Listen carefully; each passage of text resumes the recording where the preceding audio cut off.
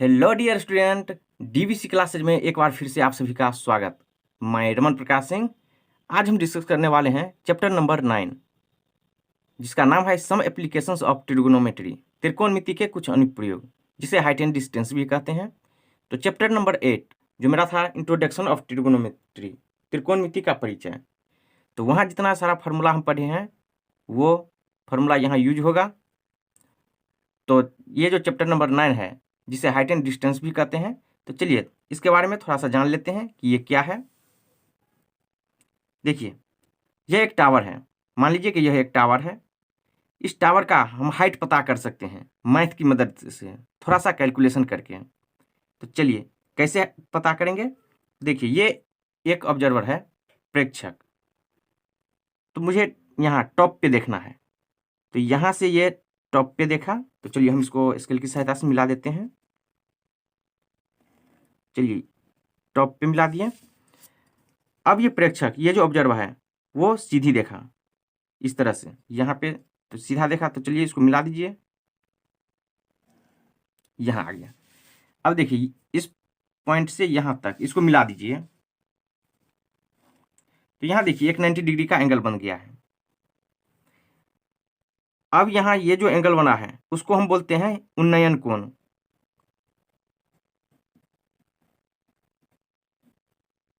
उन्नयन कोण बोलते हैं, हिंदी में उसको बोलते हैं angle of elevation.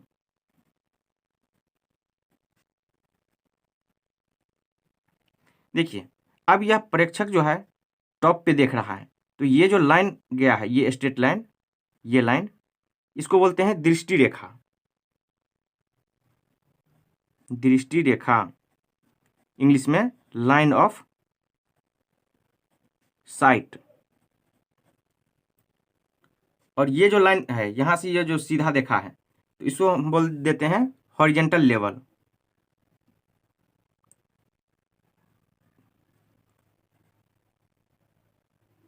Horizontal level, जिसे क्षैतिज स्तर बोलते हैं, हिंदी में क्षैतिज स्तर। चलिए, तो ये हो गया, ऊपर देख रहा है टॉप पे, यहाँ पे देख रहा है ऑब्जर्वर। अब एक दूसरा केस लिए हैं, यहाँ पे देखिए, यह एक घर है। मान लीजिए यह एक घर है, यहाँ ऑब्जर्वर है और यहाँ कोई ऑब्जेक्ट है, वस्तु। अब यह ऑब्जर्वर इसको देख रहा है, इस वस्तु को। तो चलिए यहाँ से देखिए, ये देखा तो यहाँ आ गया एक लाइन। तो चलिए, अब ये इसको देख रहा है, ऑब्जेक्ट को। अब यह ऑब्जर्वर सीधा देखा, तो चलिए यहाँ से एक स्ट्रेट लाइन हो जाएगा सीधा। अब यहाँ और इस लाइन को, दोनों को मिला दीजिए, दोनों मिला दिए। देखिए यहाँ 90 डिग्री का एंगल बन रहा है। और यह, अब जो यह एंगल बनेगा, इस एंगल का नाम होगा एंगल ऑफ डिप्रेशन। हिंदी में अवनमन कोण बोलते हैं, अवनमन कोण, एंगल ऑफ डिप्रेशन।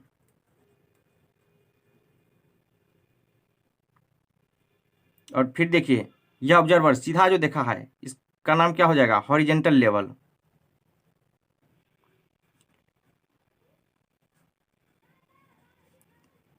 क्षैतिज स्तर।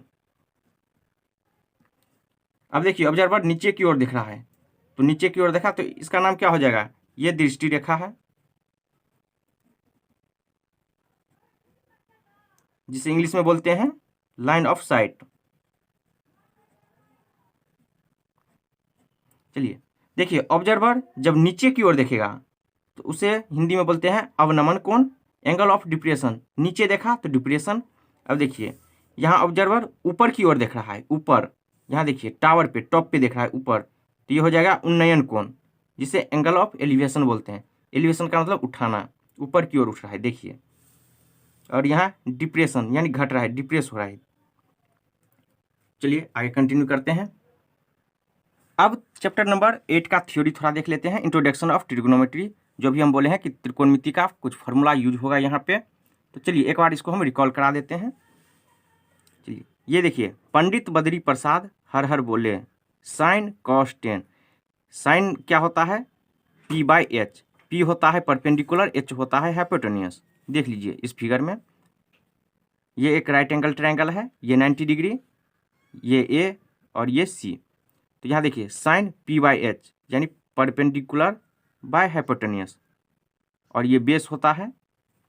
कॉस के लिए बी बाई एच यानी कॉस जो होता है बेस बाय हाइपोटेन्यूस, और ये टी टेन होता है, tan P by B perpendicular by base. अब देखिए साइन का अपोजिट यानी साइन का अपोजिट होता है कॉसेक। यहाँ देखिए कॉसेक, साइन होता है पी बाई एच, कॉसेक होता है एच बाई पी। कॉस का अपोजिट होता है सेक, कॉस होता है बी बाई एच, सेक होता है एच बाई बी। टेन का अपोजिट होता है कॉट, टेन होता है पी बाई बी, कॉट होता है बी बाई पी। चलिए इससे आगे थोड़ा देख लीजिए। अब इसमें देखिए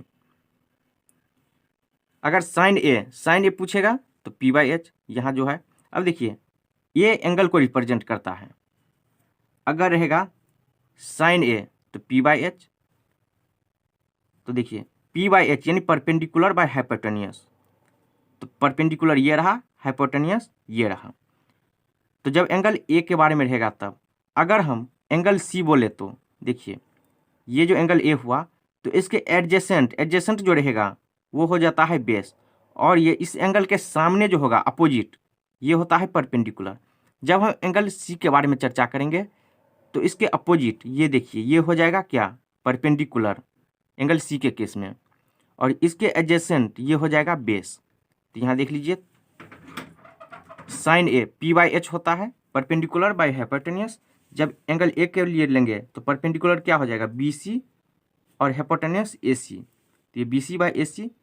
जब हम एंगल सी के लिए लेंगे साइन सी, तो sine C P by H, formula वही रहेगा लेकिन चेंज क्या हो जाएगा, ये चेंज हो गया। देखिए अब ए बी इसके सामने का ये क्या हो गया परपेंडिकुलर, तो ये ए बी परपेंडिकुलर हो गया बाय हाइपोटेन्यूस, तो हाइपोटेन्यूस ये ए सी, तो ए सी, तो हाइपोटेन्यूस सेम रहेगा, सिर्फ चेंज क्या होगा बेस और परपेंडिकुलर। चलिए इससे आगे थोड़ा देख लेते हैं। चलिए यहाँ हम एक सर्कल पे लिखे थे साइन, टेन, सेक, कॉस, कॉट, कॉसेक। यहाँ से हम कुछ फार्मूला लाए थे, देख लीजिए। साइन ए ये क्या होता है कॉस बाई कॉट, हम यहाँ लिखे हैं। कॉस क्या होता है B by H divided by cot, cot क्या होता है पी बाई बी। अब यहाँ से देखिए बी एच एक साथ है तो बी बाई एच, अब ये बी पी एक साथ है तो ये क्या हो जाएगा, ये ऊपर चला जाएगा और ये नीचे, तो पी ऊपर चला गया बी नीचे हो गया, बी कैंसल, ये क्या हो गया पी बाई एच, तो sine A equal to P by H. चलिए यहाँ से तो इसका मतलब ये जो फार्मूला है sine A equal to cos A by cot A, ये सही है। चलिए अब कॉस के लिए ये दिखाया गया है। अब चलिए इस सर्कल पे, तो ये कॉस ए का था फार्मूला। अब देखिए cot A equal to cosec A by sec A. देखिए यहाँ cot A equal to cosec by sec करना है, तो जब कॉसेक लिए हैं यहाँ कॉट लिए हैं तो कॉसेक बाई सेक। अब जब हम कॉसेक लेंगे तो इससे अगला यानी सेक बाई 10 हो जाएगा। यहाँ देख लीजिए कॉसेक के लिए ये हो जाएगा सेक बाई 10। चलिए अब जब हम सेक लेंगे तो इससे अगला क्या है 10 बाई साइन हो जाएगा। यहाँ देख लीजिए जब हम सेक लेंगे तो ये 10 बाई साइन हो जाएगा। देख लीजिए सेक ए इक्वल टू 10 बाई साइन ए, और जब हम 10 ए लेंगे तो ये हो जाएगा साइन बाई कॉस। तो यहाँ देखिए 10 ए के लिए sign A by cos A. चलिए अब यहाँ से देखिए हम बताए थे कि आपका नंबर 1 सब्जेक्ट मैथ है, तो यहाँ क्या हो जाएगा देखिए 1 हम मिडिल में डाले हैं, तो sine A into cosec A equal to 1। तो ये फॉर्मूला देखिए यहाँ पे हम लिखे हैं sine A into cosec A equal to 1।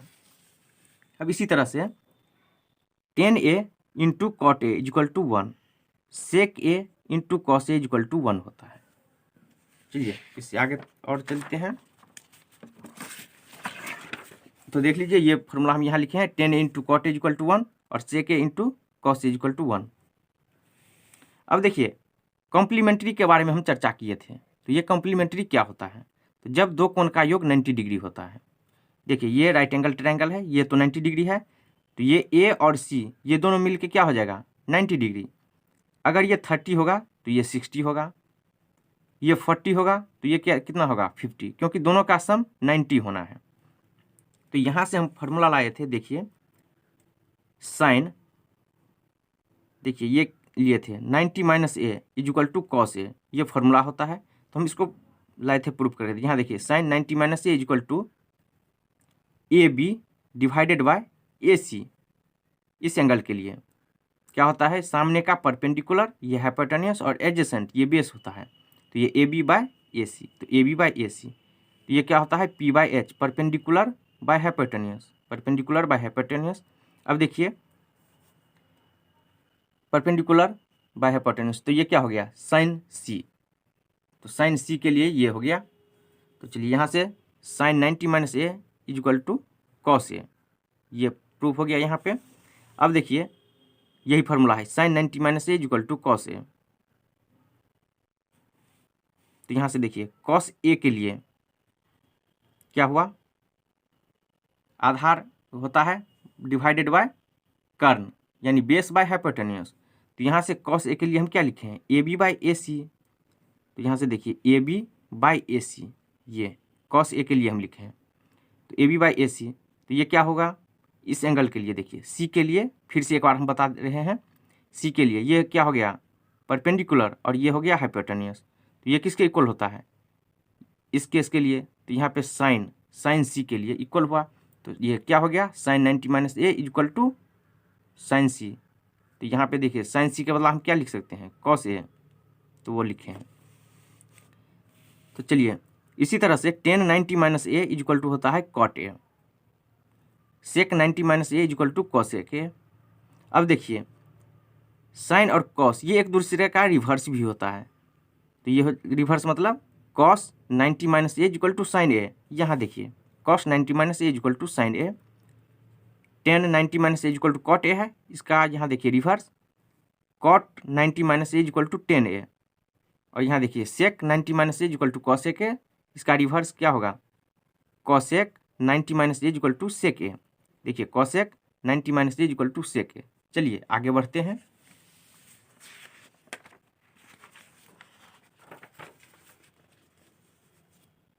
अब था देखिए ट्रिग्नोमेट्रिक आइडेंटिटी, त्रिकोणमिति सर्वसमीका। यहाँ हम फार्मूला लिखे थे sine square A plus cos square A equal to 1, sec square A equal to 1 plus tan square A, cosec square A equal to cot square A plus 1। चलिए इसको हम प्रूफ भी किए हैं, डेराइव किए हैं, उसके बाद ये फार्मूला आया है, यहाँ पे देख लीजिए। चलिए थोड़ा सा हम बता देते हैं। यह एक राइट एंगल ट्रायंगल है, तो 90 के सामने का ये क्या होता है हाइपोटेन्यूस। तो हाइपोटेन्यूस क्या होता है पाइथागोरस से, लिख देते हैं पाइथागोरस से, पाइथागोरस प्रमेय से।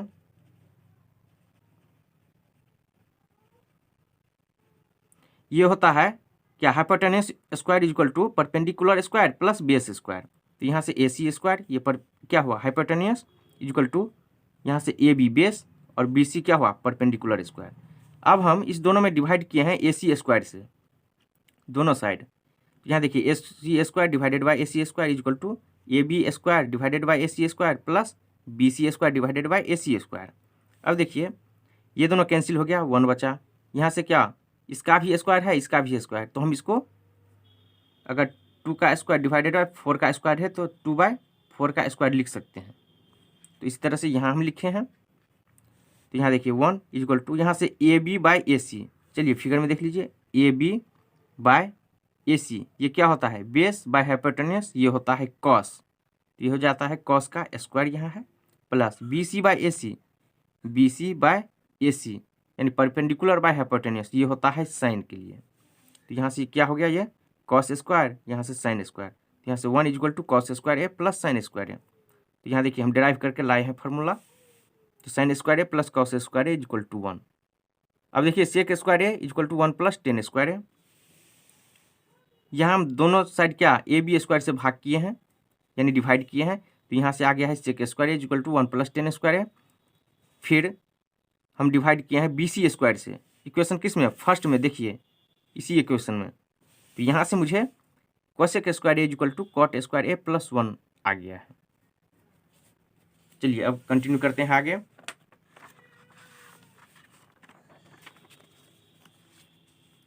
अब देखिए यहाँ पे हम एक ट्रिग्नोमेट्रिक टेबल के बारे में चर्चा किए हुए थे। तो ये था एंगल ए के में लिखे हैं sine A, cos A, ten A, cos x, सेक और कॉट ए। अब एंगल को हम आगे लिए थे कहाँ तक, 0, 30, 45, 60 और 90। तो यहाँ हम 0 से स्टार्ट किए हुए थे, 0, 1, 2, 3, 4। फिर क्या किए थे कि हम सभी में 4 से डिवाइड कर दिए थे। तो ये हो गया था क्या, 0/4, 1/4, 2/4, 3/4, 4/4। चलिए अब अगले स्टेप में हम रूट के अंदर ये वैल्यू डाले थे। तो root 0/4, root 1/4, root 2/4, root 3/4, root 4/4। अब देखिए 0 बाई समथिंग ये क्या होता है, 0। तो 0 का रूट तो बाहर होके क्या हो जाएगा, 0। अब देखिए यहाँ पे 1/4 था, तो इसको हम ऐसे भी लिख सकते हैं 1/4। यहाँ देखिए सारा का सारा हम बता दिए हैं 1/4। तो 1/4 को क्या लिख सकते हैं, आप अलग अलग रूट भी लिख सकते हैं।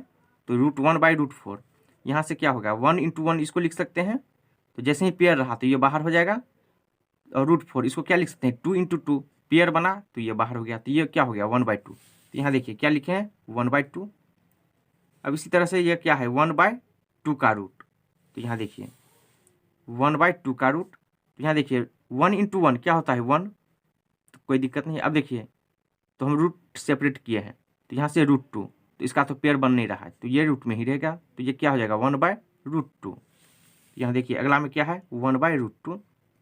अब इस तरह से आगे देखिए 3/4 का रूट 3/4। तो इसको सेपरेट किए हैं अलग अलग रूट, तो रूट 3/4। तो इसका पेयर बन रहा है 2 × 2 4। देखिए √3 ये बाहर होगा नहीं, यहाँ से पेयर बना ये बाहर आ गया। तो ये क्या हो गया, √3/2। अब √1 यहाँ देखिए √4/4 ये क्या हुआ, 1। तो √1 तो इसको क्या लिख सकते हैं, 1 × 1। तो यहाँ से देखिए इसका पेयर बना तो ये बाहर आ गया, तो 1। तो देखिए साइन ए के लिए ये सारा मेरा वैल्यू था। साइन 0 के लिए 0, साइन 30 के लिए 1/2 ये वैल्यू, साइन 45 के लिए 1/√2, साइन 60 के लिए √3/2, साइन 90 के लिए 1। और इसका अपोजिट जो लिखते गए तो वो कॉस के लिए हो गया। यानी यहाँ जो 90 के लिए था तो यहाँ 0 के लिए हो गया, जो 60 के लिए वैल्यू था वो 30 के लिए, यानी इसका अपोजिट होते गया है। तो चलिए अब 10 क्या हुआ, तो दोनों का डिवाइड। तो यहाँ देखिए 0/1, तो 0 बाय समथिंग ये 0 होता है। अब यहाँ देखिए 1/2 डिवाइडेड बाय √3/2। तो चलिए यहाँ देख लीजिए 1/2 और √3/2 यहाँ डिवाइड किए हैं, तो ये क्या हो जाएगा, 1/2 × ये देखिए ऊपर गया और ये नीचे, तो ये 2/√3। तो ये क्या हो गया, 1/√3। अब देखिए 1/√2 डिवाइडेड बाय 1/√2 दोनों सेम ही है, कैंसिल होके 1 बचा। अब देखिए √3/2 डिवाइडेड बाय 1/2। चलिए इसको डिवाइड कर देते हैं। यहाँ देखिए √3/2 डिवाइडेड बाय 1/2। तो यहाँ क्या होगा, √3/2 × ये ऊपर जाएगा ये नीचे, तो 2/1, 2 कैंसिल, कितना बचा, √3/1 यानी √3। तो यहाँ देखिए √3 हो गया। अब देखिए 1/0 ये क्या होता है, इन्फिनिटिव, यानी समथिंग बाय 0 होता है इन्फिनिटिव। अब फिर से देखिए ये 10a के लिए निकल गया। अब कोसेक जो होता है वो साइन का अपोजिट हम बोले हैं, तो यहाँ से क्या हो जाएगा, देखिए 0 बाय समथिंग ये इन्फिनिटिव होता है। तो यहाँ से देखिए अब 1/2 यहाँ देखिए 0 है, तो इसका मतलब यहाँ क्या है, 0 के डिवाइड में 1 है। तो यहाँ देखिए 0/1 क्या हो जाएगा, 0। तो जैसे ही हम इसका अपोजिट करेंगे तो ये क्या हो जाएगा, 1/0। तो समथिंग बाय 0 क्या होता है, इन्फिनिटिव। तो कोसेक के लिए क्या हो गया, इन्फिनिटिव। अब देखिए उसी तरह से आगे चलिए, हम बोले हैं साइन ए का अपोजिट होता है कोसेक ए, ये है 1/2। तो इसका अपोजिट क्या हो जाएगा, 1/2 का अपोजिट 2/1। तो यहाँ देखिए 2 आ गया है। अब इस तरह से 1/√2, तो ये √2, √3/2 तो 2/√3। अब 1 डिवाइडेड बाय 1 1 ही होता है। अब इससे क्या होता है, इसका अपोजिट लिखते चलिए, जो लास्ट है फर्स्ट कीजिए। चलिए इसी तरह से यहाँ से देखिए, ये लास्ट था, इसको फर्स्ट लिखें, ये सेकंड लास्ट तो इसको सेकंड पे लिखे हैं। फिर चलिए ये तो सेम ही हो गया। अब जो यहाँ सेकंड पे है यहाँ फोर्थ पे चला गया, जो फर्स्ट वो लास्ट। फिर से अब इसका अपोजिट डिवाइड कर दीजिए, सॉरी अपोजिट नहीं divide, cosec divided by sec, तो ये आ जाएगा कॉट का वैल्यू। तो ये था मेरा ट्रिग्नोमेट्रिक टेबल। तो चलिए ये सारा हम इसमें फिर से लिखे नहीं, क्योंकि ये एक बार हम पढ़ चुके हैं चैप्टर नंबर 8 में, तो ज़्यादा टाइम बर्बाद करने से कोई फ़ायदा नहीं है। तो चलिए ये सारा फार्मूला जितना यूज होगा हम यूज करेंगे चैप्टर नंबर 9 में। तो चलिए अब चैप्टर नंबर 9 पे चलते हैं। देखिए ये है मेरा चैप्टर नंबर 9, त्रिकोणमिति के कुछ अनुप्रयोग। यही है, यहाँ देखिए ऊंचाई और दूरियाँ, ये हाइट एंड डिस्टेंस। यह एक टावर था, यहाँ ऑब्जर्वर था, तो यहाँ देख रहा था स्टॉप को, ये दृष्टि रेखा, ये उन्नयन कोण, ये सारा भी हम पढ़े हैं। चलिए यही सारा हम पढ़े हैं। देखिए यहाँ पे एक ऑब्जर्वर था टेरिस पे, वह एक ऑब्जेक्ट को देख रहा है तो नीचे की ओर, तो ये क्षैतिज स्तर जो है हॉरिजेंटल लेवल, तो यहाँ से नीचे की ओर एंगल बना जिसे अवनमन कोण बोलते हैं, एंगल ऑफ डिप्रेशन। चलिए इसमें देखिए एक्सरसाइज जो है केवल 1 है। यहाँ देखिए प्रश्नावली 9.1, इसके आगे एक्सरसाइज नहीं है। टोटल 16 क्वेश्चन है। इसके आगे देखिए चैप्टर नंबर 10 आ गया है। तो देखिए चैप्टर नंबर 9.1 केवल एक एक्सरसाइज है, 16 क्वेश्चन। तो इसमें देखिए एग्जाम्पल टोटल 7 है, 7 एग्जाम्पल। तो हम सारा एग्जाम्पल कर लेंगे ताकि हमको सारा क्लियर कॉन्सेप्ट हो जाए, कहीं कोई कन्फ्यूजन न हो। तो चलिए इसका हम एग्जाम्पल अब शुरू करेंगे इस वीडियो में, एग्जाम्पल नंबर फर्स्ट से। तो ये देखिए एग्जाम्पल नंबर 1 ये रहा, तो यहाँ से हम शुरू करेंगे चलिए इस वीडियो में। तो अब हम शुरू करने जा रहे हैं एग्जाम्पल नंबर 1। तो आपसे एक रिक्वेस्ट है कि आप चैप्टर नंबर 8 का जो इंट्रोडक्शन ऑफ ट्रिगोनोमेट्री का थ्योरी है, कृपया आप उसको रेफर कर लें। चलिए अब चलते हैं चैप्टर नंबर 9 के एग्जाम्पल नंबर फर्स्ट। क्योंकि केवल एक एक्सरसाइज है, 16 क्वेश्चन है, तो इसमें हम सारा का सारा एग्जाम्पल कर लेंगे, तो नंबर ऑफ क्वेश्चन ज़्यादा हो जाएगा और कहीं भी कोई कंसेप्ट जो है पूरा क्लियर हो जाएगा, डॉट नहीं रहेगा। तो इसलिए सारा एग्जाम्पल हम करने जा रहे हैं। देखिए एग्जाम्पल नंबर फर्स्ट, धरती पर एक मीनार ऊर्ध्वाधर खड़ी है। धरती के एक बिंदु से जो मीनार के पाद बिंदु से 15 मीटर दूर है, मीनार के शिखर का उन्नयन कोण 60 डिग्री है। मीनार की ऊंचाई ज्ञात कीजिए। देखिए चलिए सॉल्व करते हैं अब इसको। यहाँ क्या दिया हुआ है, देखिए ऊर्ध्वाधर यानी वर्टिकल खड़ा है कोई मीनार, तो धरती के एक बिंदु से, यहाँ देखिए फिगर हम ड्रॉ कर दिए हैं, धरती के कोई किसी बिंदु से यानी यहाँ से मीनार के पाद बिंदु से 15 मीटर दूर है। ये जो मीनार का पाद बिंदु है यानी क्या है, ग्राउंड लेवल, यहाँ से ये बिंदु कितना 15 मीटर दूर है। तो मीनार के शिखर का उन्नयन कोण, ये जो मीनार का टॉप है, तो यहाँ बोल रहा है उन्नयन कोण, यानी क्या होगा, यहाँ से ऊपर की ओर ये होता है उन्नयन कोण। अवनमन क्या होता है, नीचे की ओर जब देखता है, तो यहाँ क्या है, ऊपर की ओर देख रहा है, तो यह है 60 डिग्री। तो मीनार की ऊंचाई ज्ञात कीजिए। देखिए यहाँ हमें क्या पूछा है, ये एच हाइट पूछ रहा है इस मीनार का। तो चलिए मैथ की मदद से थोड़ा सा कैलकुलेशन करके हम क्या करेंगे, मीनार की हाइट पता कर लेंगे। तो यही है हाइट एंड डिस्टेंस। चलिए सॉल्यूशन कंटिन्यू करते हैं। चलिए जो कुछ दिया है सबसे पहले लिख देते हैं। दिया है क्या, मीनार के, देखिए मीनार के पाद बिंदु से बिंदु के बीच की दूरी यानी डिस्टेंस इक्वल टू 15 मीटर, ये दिया है, तथा मीनार के शिखर का उन्नयन कोण कितना है, 60 डिग्री है।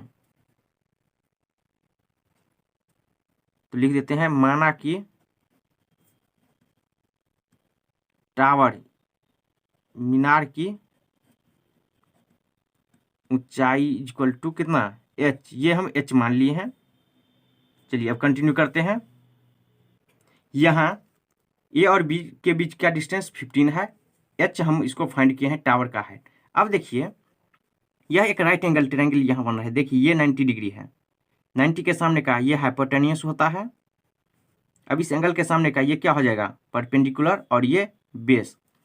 अब चलिए, पंडित बद्री प्रसाद हर हर बोले साइन कॉस 10। अब देखिए यहाँ पे कौन सा रिलेशन आ रहा है, देखिए एक परपेंडिकुलर का और एक बेस का। तो परपेंडिकुलर और बेस किस में आ रहा है, देखिए साइन में p/h हाइपोटेनियस आ गया, ये नहीं, कॉस में b/h। चलिए बेस तो आया लेकिन हाइपोटेनियस आ गया, तो चलिए ये नहीं। 10 में देखिए p और b आ रहा है, यानी परपेंडिकुलर और बेस आ रहा है, तो 10 में आ रहा है।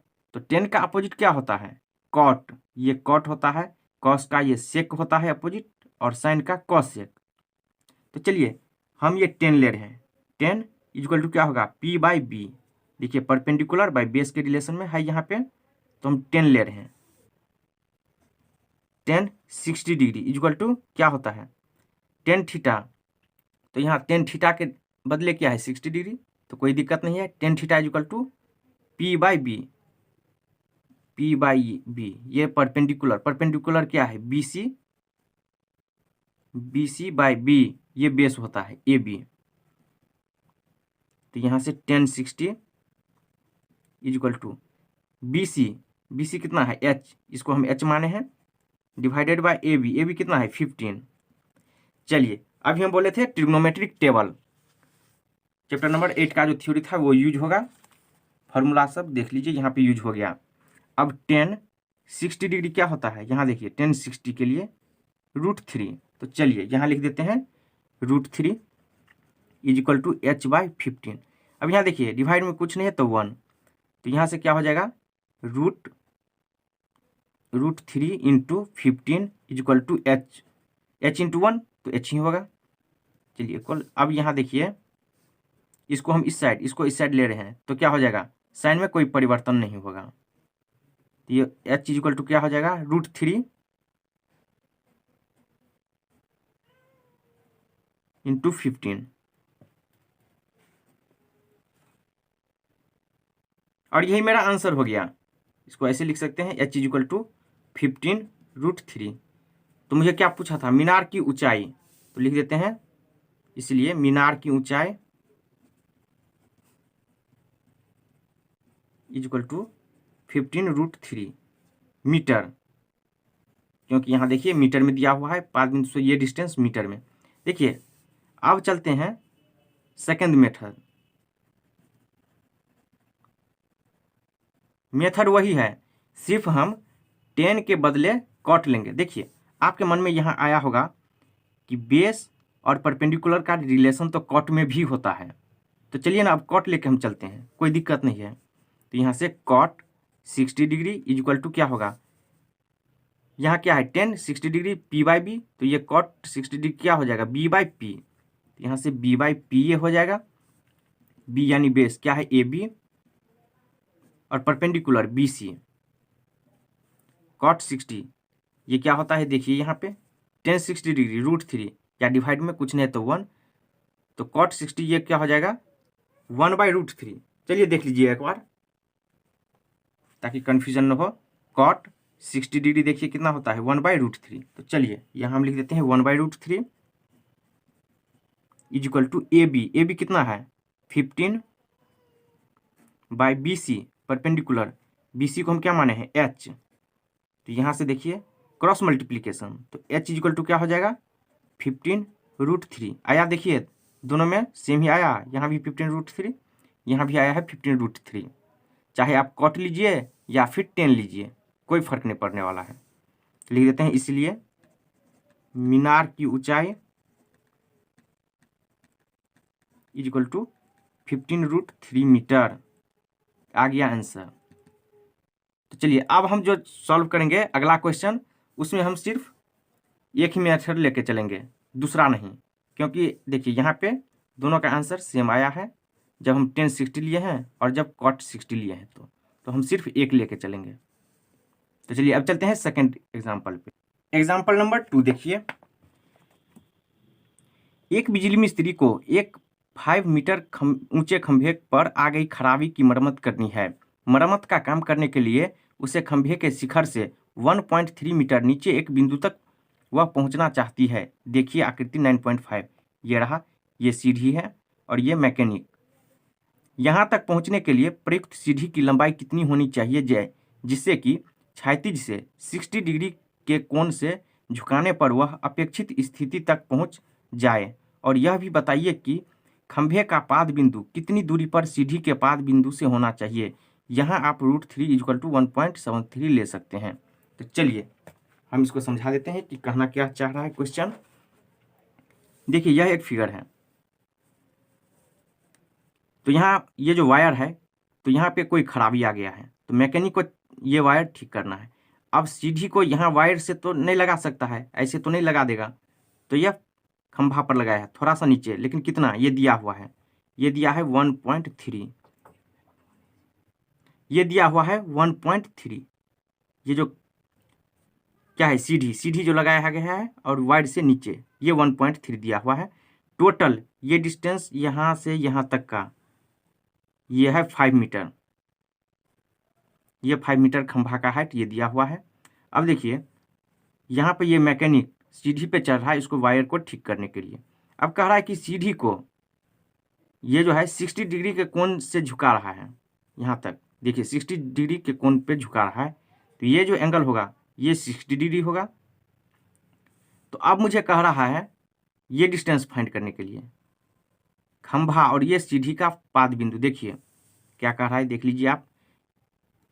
1.3 मीटर नीचे बिंदु तक पहुंचना चाहती है। यहाँ तक पहुंचने के लिए प्रयुक्त सीढ़ी की लंबाई कितनी होनी चाहिए, और साथ ही पूछ रहा है ये जो सीढ़ी है उसका लेंथ कितना होना चाहिए, ये लेंथ, जिससे कि 60 डिग्री कोण से झुकाने पर अपेक्षित स्थिति तक पहुंच जाइए, तो यहाँ तक ये पहुंच जाए। और साथ ही बताइए कि खंभे का पाद बिंदु कितनी दूरी पर सीढ़ी के पाद बिंदु से होना चाहिए, यानी यहाँ से ये जो सीढ़ी का बॉटम पॉइंट है वो कितना दूरी होना चाहिए। तो चलिए इसको सॉल्व करते हैं, सॉल्यूशन कंटिन्यू करते हैं। अब इसको अब जो कुछ दिया हुआ है वो लिख देते हैं। तो दिया हुआ है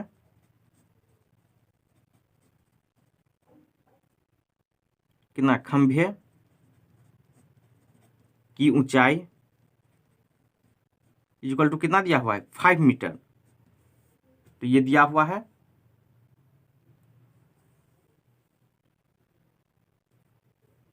तथा एंगल इक्वल टू कितना है, हम इसका नाम देते हैं ए बी सी और इसको डी पॉइंट।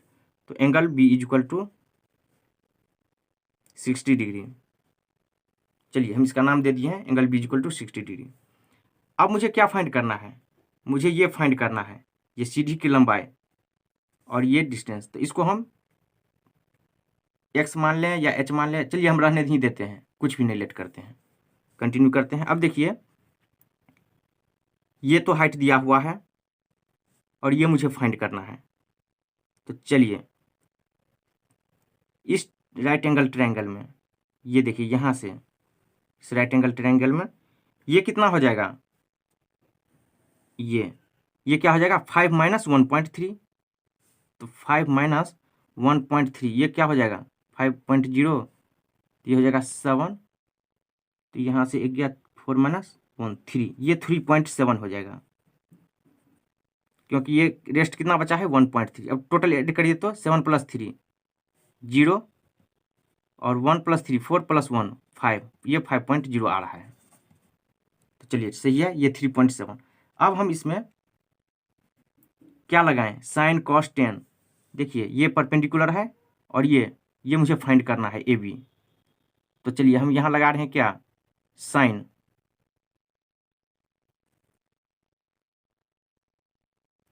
कंटिन्यू करते हैं किस ट्रायंगल में, ट्रायंगल ए बी सी में, ट्रायंगल ए बी सी में इसके सामने का ये परपेंडिकुलर हो जाएगा। तो यहाँ से हम साइन लेते हैं, साइन 60 डिग्री इक्वल टू क्या हो जाएगा, साइन 60 डिग्री चलिए, पंडित बद्री प्रसाद हर हर बोले, साइन cos 10, यहाँ साइन के लिए P/H, तो चलिए P/H। परपेंडिकुलर क्या हो जाएगा, AC/H, हाइपोटेनियस यहाँ BC।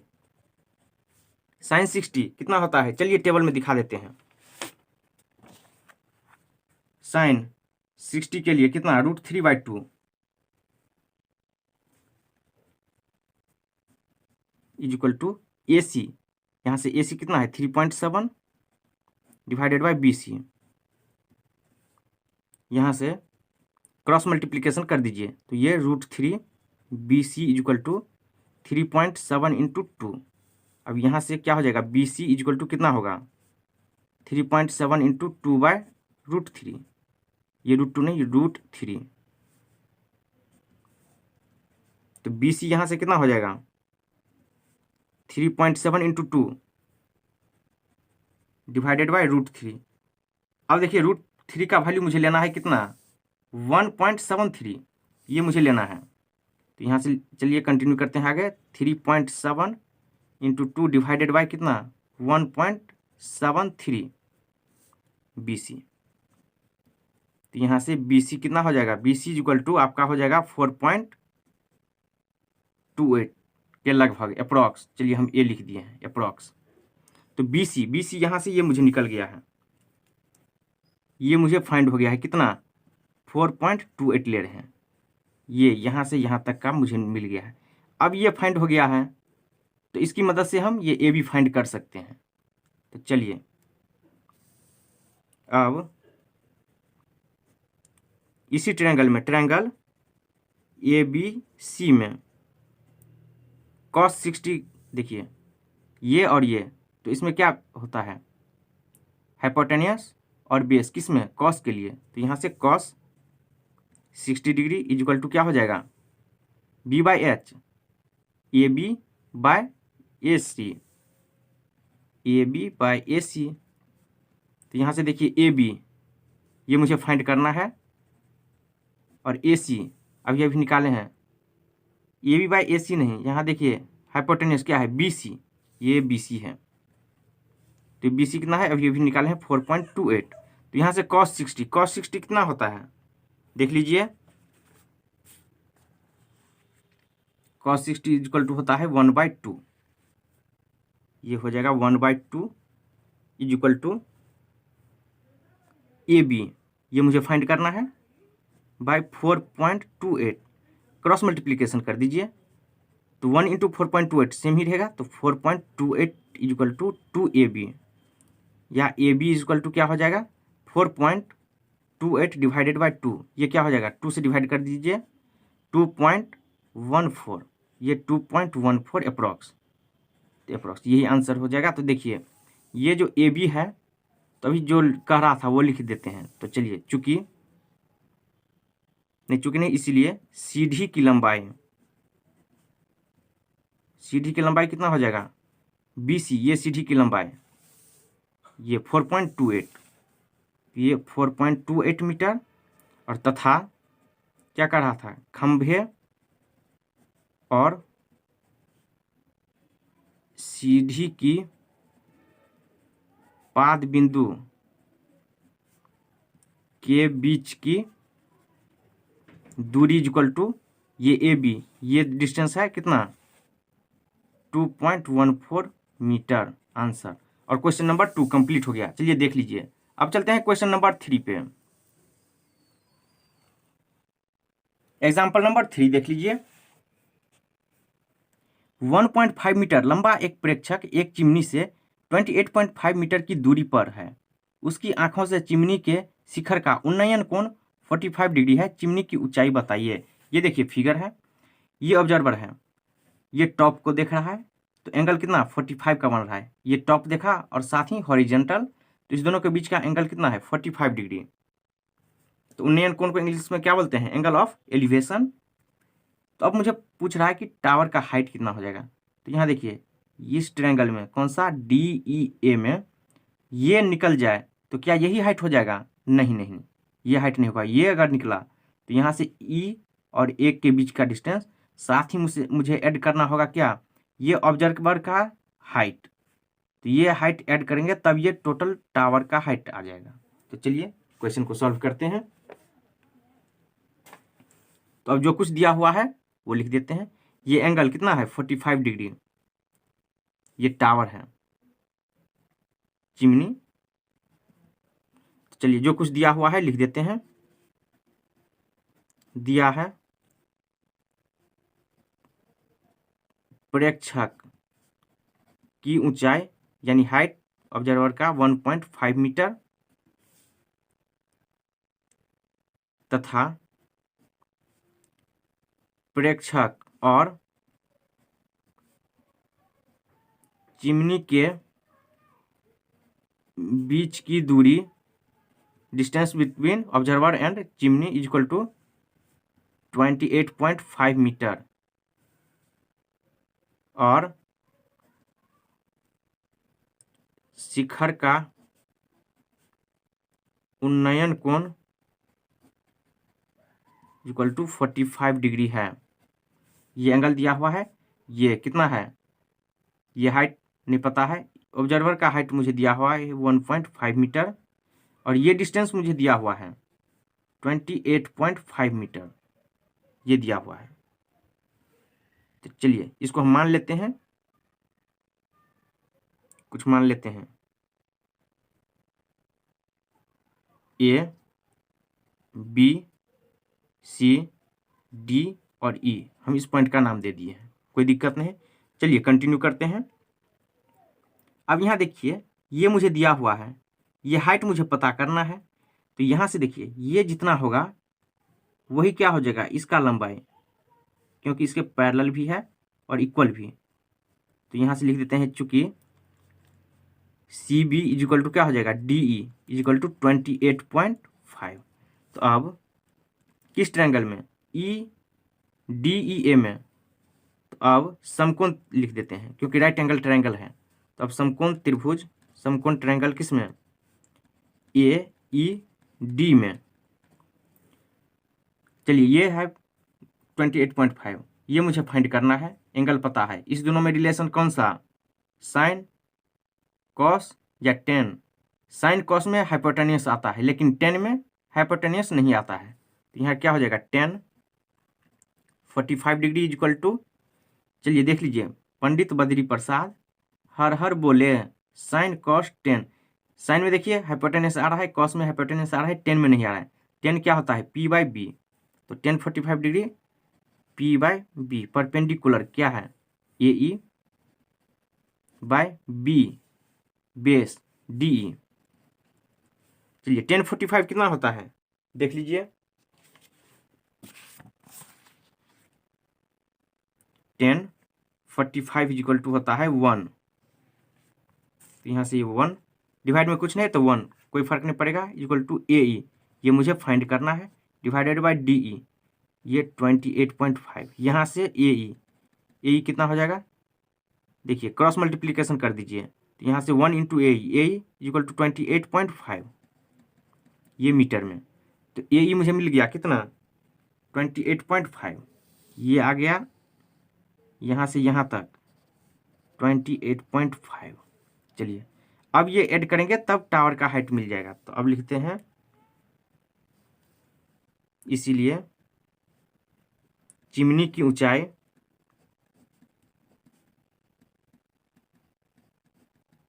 इक्वल टू कितना ए ई प्लस ई बी, ए ई प्लस ई बी। तो ए ई कितना है 28.5 प्लस ई बी, इस ऑब्जर्वर का हाइट ये भी कितना है 1.5, जितना हाइट ये उतना ही है। तो 1.5 मीटर, यहाँ से 5 + 5 0 यानी 10, तो 0 1 बचा, 8 + 1 9 + 1 10, 2 + 1 3, ये 30 मीटर आ गया और यही आंसर हो गया। चिमनी की ऊंचाई 30 मीटर। देख लीजिए एक बार इसको।